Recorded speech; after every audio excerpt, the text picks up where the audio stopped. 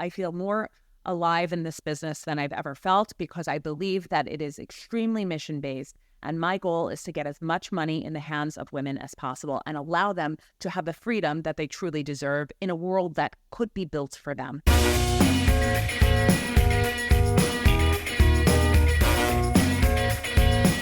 Welcome to Life After Corporate, your ultimate guide for making the leap from corporate leader to entrepreneur. I'm Deb Boulanger, entrepreneur, executive leader, and founder of the Launch Lab for Women Entrepreneurs. This is your time to break through the glass ceiling once and for all and get your ticket to the C-suite. Come back each week to get the leading strategies, advice, and tools that will give you the skills and confidence you need to replace your corporate paycheck. Are you ready? Let's go.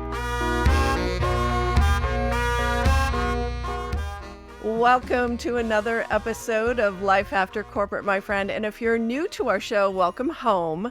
This is where you get the best advice for how to make the move from corporate leader to starting your own coaching, consulting, or agency-based business. And today we're talking about starting with the end in mind. And our very special guest today is Carrie Kerpen. She is the founder and CEO of the Whisper Group, the #1 exit readiness advisory practice for women-owned businesses. And prior to launching the Whisper Group, Carrie started and scaled Likable Media, a women-led digital agency, which was named the 8th best place to work in New York City after successfully navigating the sale of Likable to 1,200-person technology firm 10 Pearls in 2021. Carrie researched the exit gap, producing an annual report on the disparities in exit values of female-led companies. She went on to build the Whisper Collective, the only community dedicated exclusively to exited female founders. And oh my God, my friends, you want to build your business with the end in mind. So today she is going to talk with us. She's also the author of Work It, Secrets for Success from the Boldest Women in Business, and The Whisper Way, the secret formula for women entrepreneurs to scale and sell for life-changing money. And we will put those links below in the show notes. She is also on the podcast, The Exit Whisperer, a podcast from the Money News Network.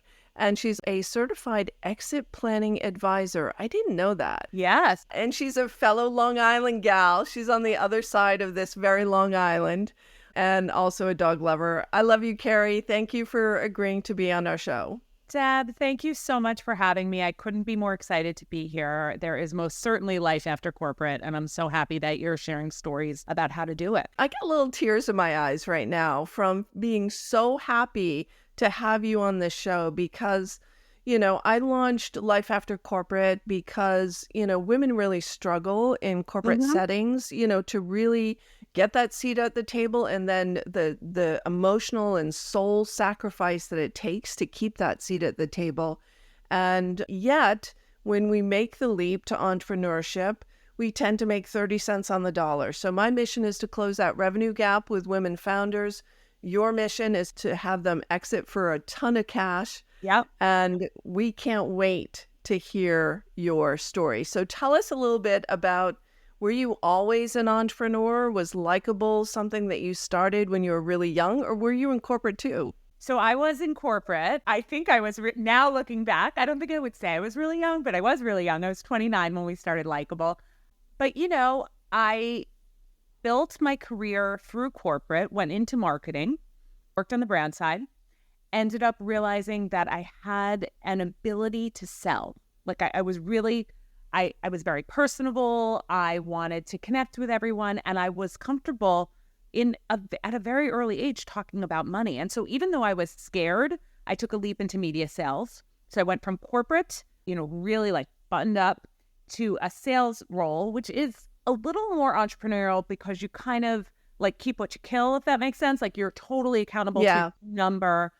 And then eventually I went out on my own with my husband and launched Likable. But I would say what you said about corporate is completely true, because we're going into work in a system that was not really built for us. It was not built for balance. It was not built for mothers. Yet we need to earn now.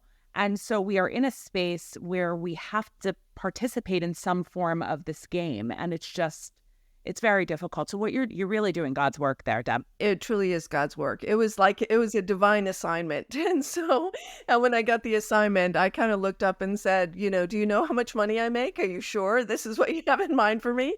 Yeah. And, I heeded the call. And so it's really rewarding work to work with women entrepreneurs, but would love for us to dive right into the exit gap and talk about beginning with the end in mind.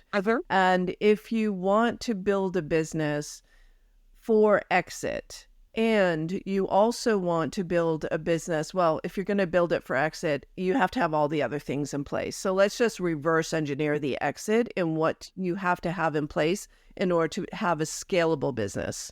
Absolutely. And I think the best way to illustrate this is to tell sort of the story of how I got to exit planning, because we don't automatically think about exit. We're trying to have businesses so that we could spend time with our kids and have the life we want and be able to breathe, right? Like most of us are starting these businesses. We're not like, oh, I'd like to be Mark Zuckerberg. Thank you. I mean, some of us are, but many of us aren't. And so I had started Likeable Media with my husband. It was a social media agency when there were no social media agencies. So as a result, we grew very, very quickly, and it worked well because he was a visionary and he was a growth engine, and I kept it all together, right? Like I paid the bills and hired the staff and did everything that needed to happen. And that worked for a while. We grew very, very quickly. But as he was a visionary, he saw a lot more opportunity in the space and wanted to do more than just this agency. So 6 years in, he left. And I took over at a time where social media was no longer new. We were growing so quickly, we were not profitable. And every leader I saw in this space was loud and extroverted and certainly all male. I was the only woman in that space as a leader. And so I was really stuck and was unsure of what to do because I didn't feel like any of those things. And one of the things I did was read a great book called Built to Sell by John Warrillow. And what it talked about is how you can build a business and you can work on your business and you can work 24 hours a day. But if you're not building something that is a sellable asset, you are exhausted. You are likely not making nearly as much money as you could or should. And at the end, when you're done, you have nothing to show for it. And so I became obsessed with preparing a business for exit. And Deb, you are correct that the things you do to grow your business, what you work on in growth today, is very similar to exit planning, right? You want to make sure that you have income that's steady and predictable. You want to make sure that you have good margins. You want to make sure that you have a good differentiator for who you are and why anyone would choose to work with you. So all of these things are pieces of what needs to be done to prepare for exit planning. Then as you get further along, there are lots of nuances to exit planning that go into play. But primarily, it's just really focusing on building a sound business. And I think that starts actually with understanding your profit margins and understanding how you're going to make money, which is very hard sometimes for women to grasp, to think about, oh, I want to make money. But it really is, if you make money, you're more present, you're a better leader, you're able to take better care of your team than being like a frenetic person trying to scrape together dollars. It doesn't help anyone if you give all of your money to everyone else. So let's talk about that predictable revenue, because anyone who buys your company is going to want to see, where's the cash coming from? And for many coaches, consultants, regular monthly recurring revenue, unless, I've been encouraging people to investigate the advisory services model, that being an advisor on retainer is what you want because that's the monthly recurring revenue. But let's talk about that. How do you get to that holy grail of that predictable revenue stream? What were the steps that you had to go through to ensure that you could make payroll every month and that there was more than enough money to invest in business growth? Well, I'm going to answer that for you for Likeable, and then I'm going to answer it for you for the new business because I think it's applicable, especially if you have a lot of coaches and advisors. So when I was building Likeable, it was a social media agency.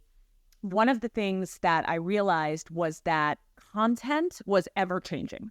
So at one point, it was writing tweets. At another point, it was long-form high production video. And it was very hard to predict that revenue. Very challenging. Like, how would I know? And so what I did was I created something called the content credit system.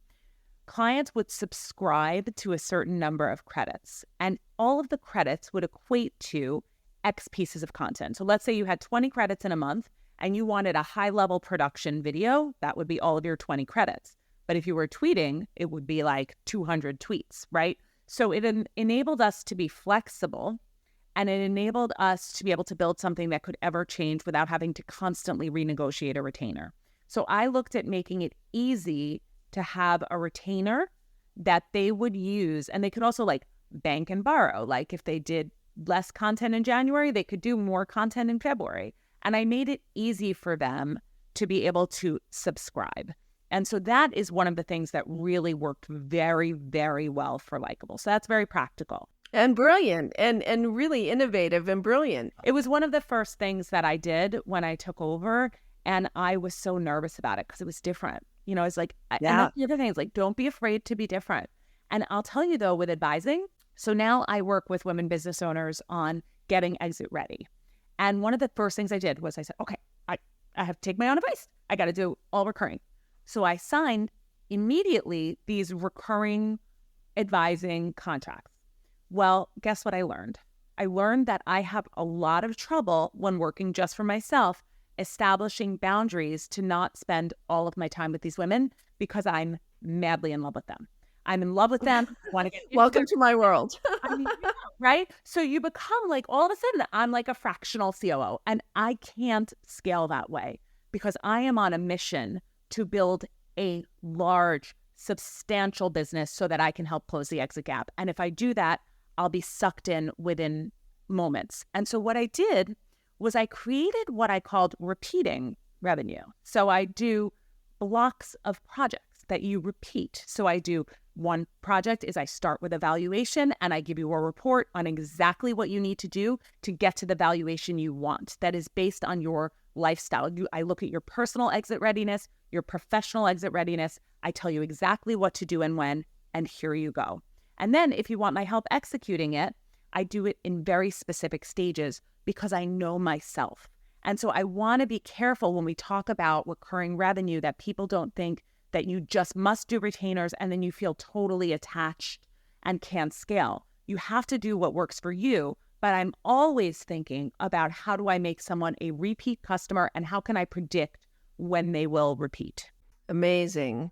So for women today who are starting up and, you know, let's say they embrace some form of recurring revenue or advisory services. I mean, you can't fully get out of the project work altogether sometimes as a consultant or even as a coach. Right. But I think coaching seems to have a little bit more flexibility and creativity embedded in it. So what are some ideas that you could share with our listeners who are those corporate women who are, you know, starting from scratch and finding the right business model is such an important choice early on?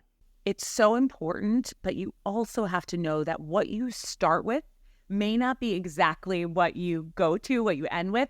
The first thing is to try it.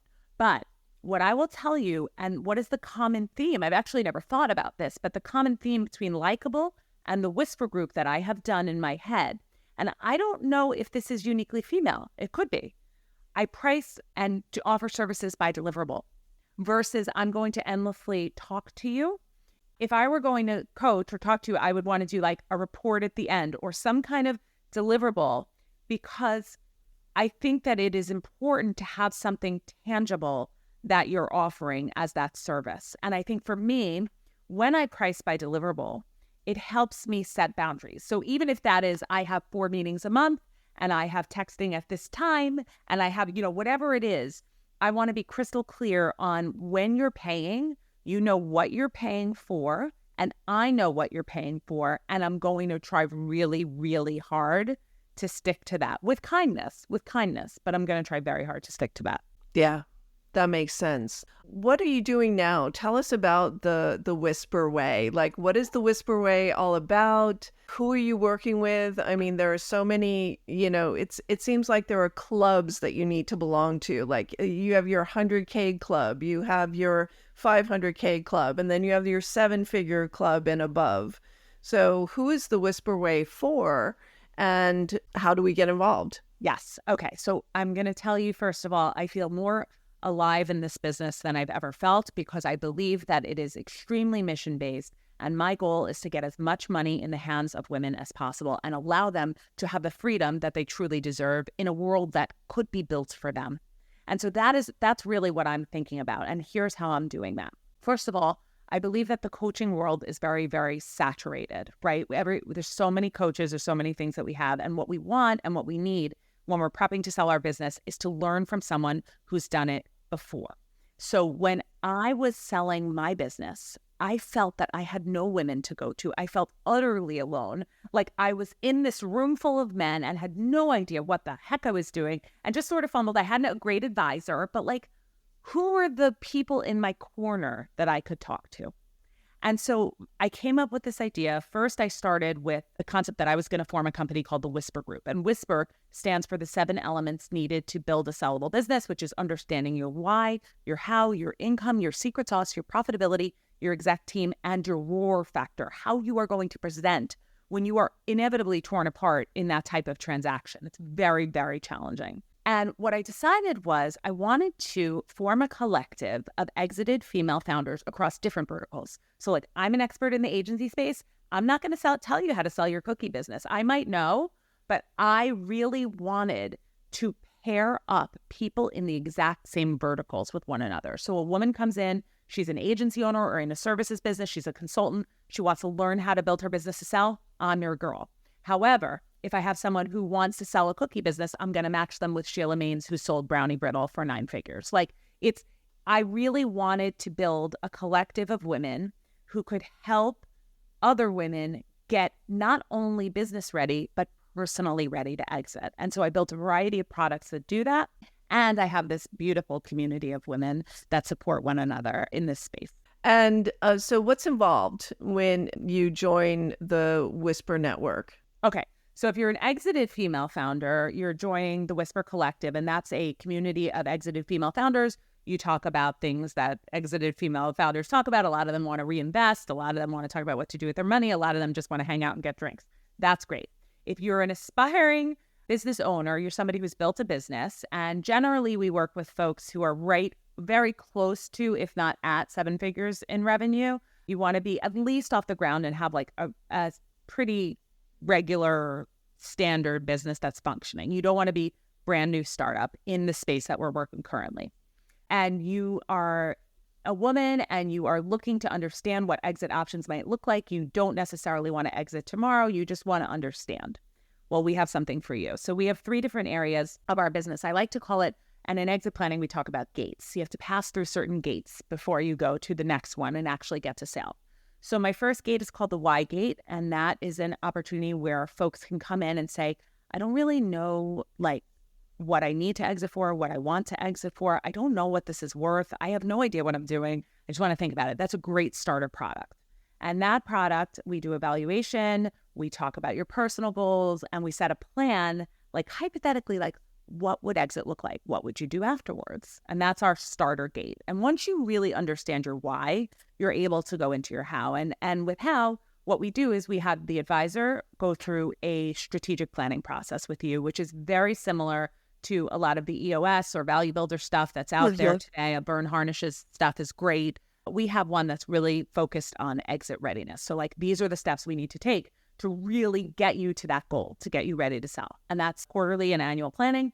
And then when you are ready to exit, we have a network of mostly women-owned investment bankers, women M&A advisors, lawyers, trust and estates attorneys, so we can help you get through. And the idea is that the only person equipped to advise you through the Whisper Way program, which is our methodology of those 3 gates, is a woman who has been in your shoes in your vertical.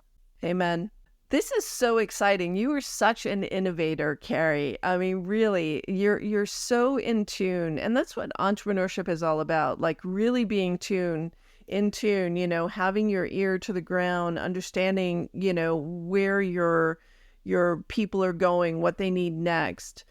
Let's talk about, I talk a lot about how to get to mid six figures. Yeah. Let's talk about that path to seven figures, because there's a lot of gnarly traps that you have to navigate through at that stage. And we were on a Zoom call yesterday in another room with entrepreneuristas, and you mentioned, that sweating it out, when you lose a big client, or Yeah. suddenly you've added to your team and suddenly you can't make payroll.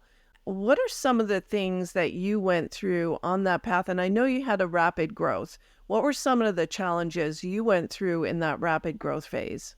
Well, first of all, you're absolutely right. Only 2% of women-owned businesses ever get to over $1 million in revenue. And that's okay, because you can run an amazing business in six figures and make good money for yourself, run a great lifestyle business, and you can sell those businesses, by the way.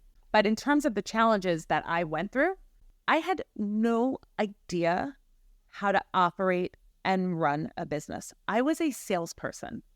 I could generate revenue. I could market. I had some good ideas. Managing a business and employees and cash flow and payroll and systems, absolutely not. And so I will never forget the time where I thought I wasn't going to be able to make payroll. I had to I think I loaned the business money. I actually sort of locked it out, but I remember where I was. It was in the laundry room of my house. I was in this room in the basement, hysterical, payrolls in 2 days. And I don't know how I'm going to do it. I didn't have a line of credit. I know that because Capital One gave me my first line of credit for $100,000 that I'll never forget. And I always loved Capital One for that, because nobody would take a chance on me. Cash management is really hard once you start hiring people. And that's why so many of us stay as solopreneurs, because it's much easier. You're only responsible for yourself. If you fail, you're only hurting yourself. For me, the pressure of having those employees during that growth was immense.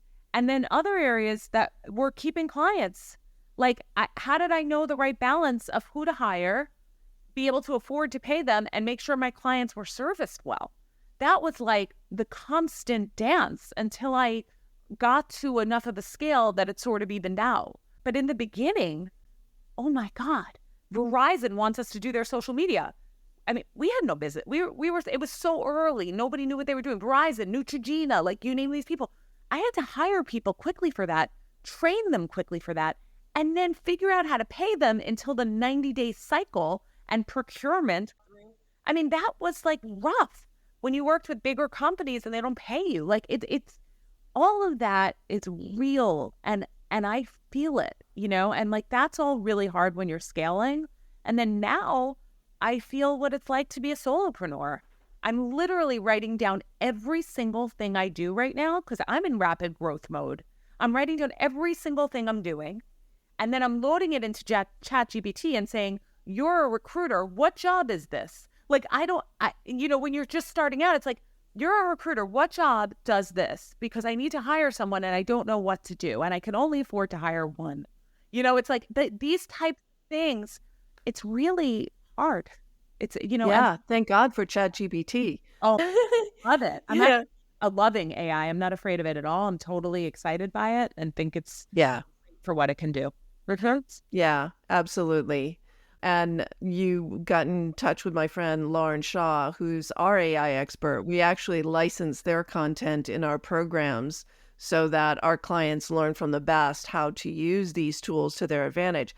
But you said one thing that's really super key, and it's a great thing to use ChatGPT for as well, or use AI for, is documenting your standard operating procedures, how you get shit done is so important. And I'm sitting here and I'm so fortunate that I've had a great ops leader on my team for 5 years who runs all the back end stuff. And we've just hired a new content marketer, and we have a part-time salesperson, and all these engines are running. But I'm oh my God, where are those standard operating procedures that if someone to exit today and you had to onboard someone new, how would you train them? And why are SOPs important in your exit strategy as well? Oh, they're essential. So when we talk about the E in Whisper, we talk about your executive team, but solopreneurs can also sell businesses. It's as long as you have a good standard operating procedure. So the idea is nobody wants to buy a headache. Nobody wants to buy a business that is in distress, unless they're buying it on the super cheap and they're going to rip it to shreds, which is not what we want. What we want is to be able to have a business that is transferable. And a business is not transferable unless you are able to legit here's the instruction manual for how we do business. Here it is. Enjoy. Like, if you don't have that, you are inherently less valuable at exit. And acquirers look for that. That's what due diligence. So many of these deals, 50% of deals, when you go to make a deal, 50% don't close. And most of the time, it's because they are not truly exit ready, because they have not put those operating procedures in place. It's essential. And what's the best way to get it done? I think you can first of all, you can definitely use ChatGPT for every model that you do to operate, but you want to know, really, I think you have somebody like almost shadow you guys and write down every single thing. Like, here's how we get business. Here's what an intake call looks like. Here's once they're on board, here's the tech stack that we use. Here's how we service them. Here's what we do when something goes wrong. Here's how, just really a full as if you were going away for 6 months on vacation. Just think of it like that. Yeah, I think that's a great idea, to hire someone. And there are people out there who are great at this. Yep. Bring them on for a project basis, create those SOPs. And also, using video too is a great idea for onboarding new people, I think, just showing them how it's done. Here's how we do it. Video is absolutely great. And the other thing with video now is you immediately get you can upload it and get a transcript in 2 minutes, and then you can load it in and say, okay, now turn this into both a written manual, and then you have the video manual. The world is so much faster now and so much more exciting if you just push past the fear.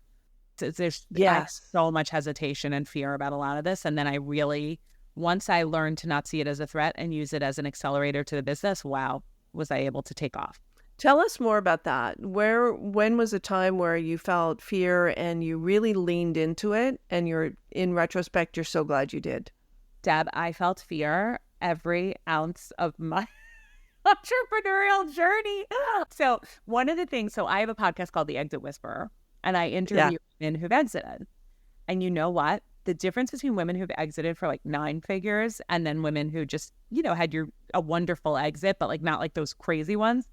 The women who exited for those amounts had an unwavering belief in what they do and were sort of almost appeared fearless. I, while running Likeable, was terrified the entire time. It was my first business. As I was building it, I thought maybe it would never sell. I wasn't sure when to time the sale. I wasn't sure what to do. I wasn't sure if my biggest client was going to leave me. And I think for me, allowing myself to feel that fear and let it drive me to be excellent worked really well. Like, just acknowledging it's here, like, yep, you're nervous. Yep, you're anxious. Okay, we're going to do it anyway. And pushing forward. And like, sometimes fear is there to stop you. Like, as long, fear is good.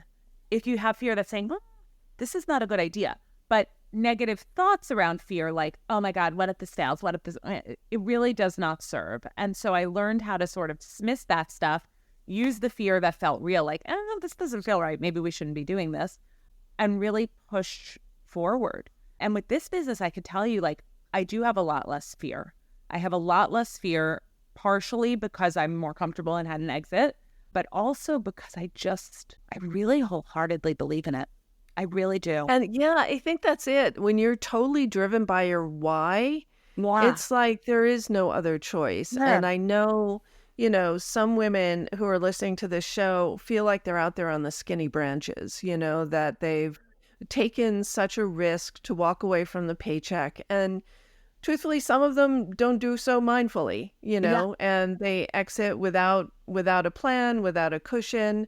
And then they're out there on the skinny branches, and they spend some mornings they're searching the job ads and saying maybe it's time to go back to corporate. and other days they're showing up fully in their businesses. But I think when you're so driven by your why, and I think that there was a turning point for me too in those early days where it's just like, wait a minute, this really is a divine assignment. I asked for an assignment. I was given one. You bet. So who am I to give in to fear and not fulfill the work that I'm here to do? So I think the why becomes the driver. Absolutely. And I will say, by the way, the fear of leaving corporate and leaving a paycheck, it often never goes away. I'll give you an example. After I sold, I worked for 3 years for the acquirer. I was on a salary. I knew I wanted to do this. I was alive and on fire and all these things I'm talking to you about. And yet I was still very scared to leave the paycheck because it's a regular, scheduled income that you can count on. No matter how much money you have, having that regular income is very, very comforting. And so the decision to step away from that is scary. And you need to, or certainly I needed to be prepared with what I was going to do to supplement that income and when and how long I could go without earning any income. Because you know what? However long you think it takes a little longer. Absolutely. And, you know, there is no holy grail. There is no real fast path to the cash. There is a fast track when you dial in your operation. This is where, cash and operating procedures go hand in hand, because it's like, how do you acquire leads? How do you nurture leads? How do you get people into a sales conversation? Those are the things that you can take time out of the cycle so that you can grow faster, go further faster.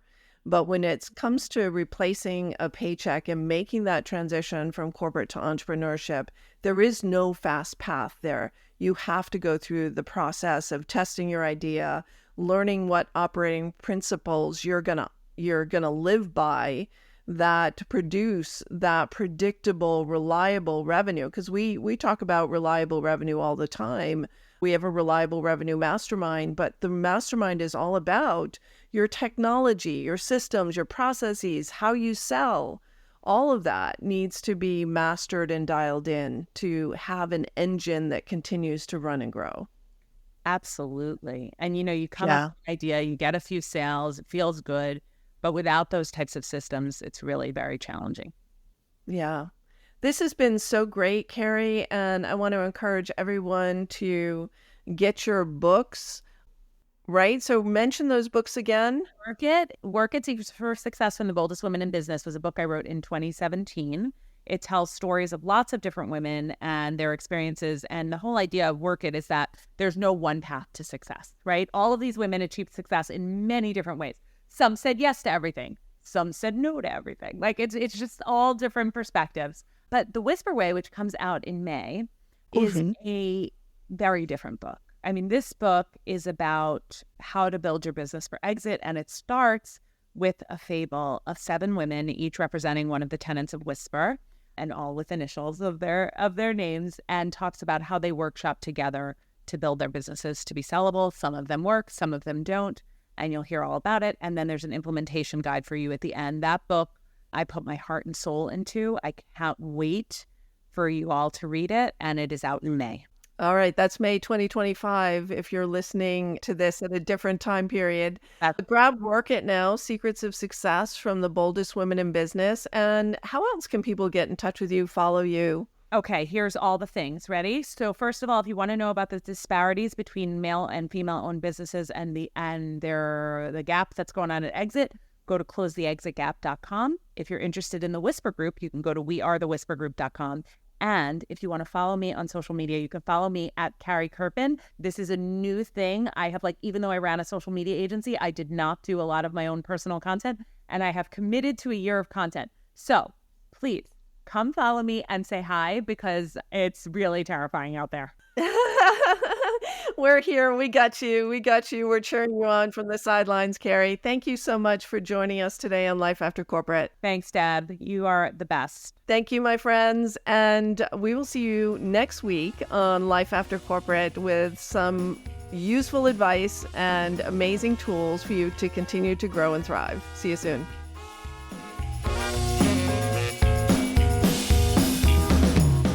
Thanks for listening, my friend. If you enjoyed this show, please head over to iTunes and subscribe and leave us a review. And be sure to hop over to the Life After Corporate Facebook group and join other growing entrepreneurs to get weekly tips on how to create more money and meaning doing work you love.